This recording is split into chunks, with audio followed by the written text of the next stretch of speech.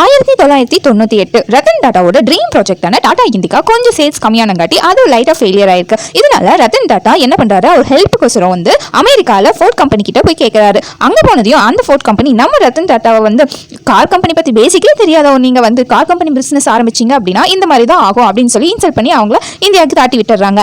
இந்தியாவுக்கு வந்து அவர் ரொம்ப யோசிச்சு நம்ம இந்தியன் மக்களுக்கு வந்து நம்ம ரொம்பவே சேஃபான ஒரு காரை வந்து அஃபோர்டபுள் ப்ரைஸில் கொடுக்கணும்னு சொல்லி இந்த கோலில் அவர் ஃபோக்கஸ் பண்ணுறாரு. இதனால தான் இன்னைக்கு வரைக்கும் ரொம்ப சேஃபஸ்ட் கார் எது அப்படின்னா நம்பர் 1ல இருக்கிறது டாடா கம்பெனியோட கார் மட்டும்தான். இப்படி போயிட்டு இருக்கும்போது 2008ல ஃபோர்ட் கம்பெனிக்காரங்க அமெரிக்கால இருந்து இங்க வந்து அவங்களோட ஜாக்வார் அப்புறம் வந்து ரேண்ட் ரோவருங்கிற 2 கார் வந்து லாஸ்ல போயிட்டு இருக்கு. இந்த பிசினஸ் நீங்க எடுத்துக்கோங்க அப்படின்னு சொல்லி டாடா கிட்ட வந்து கேட்கறாங்க. நம்ம டாடா பழசு எதையுமே மனசுல வைக்காம சரி ஓகே நான் எடுத்து உங்களுக்கு பெஸ்ட்டாக கொடுக்குறேன்னு சொல்லிட்டு $2.3 பில்லியன் வந்து அந்த கம்பெனியை வந்து வாங்கிக்கிறாரு. வாங்கி இப்போ ஒரு சக்சஸ்ஃபுல் பிசினஸா பண்ணிட்டு இருக்காரு. இதனால தாங்க இவர் வந்து best businessman and gentleman சொல்றோம்.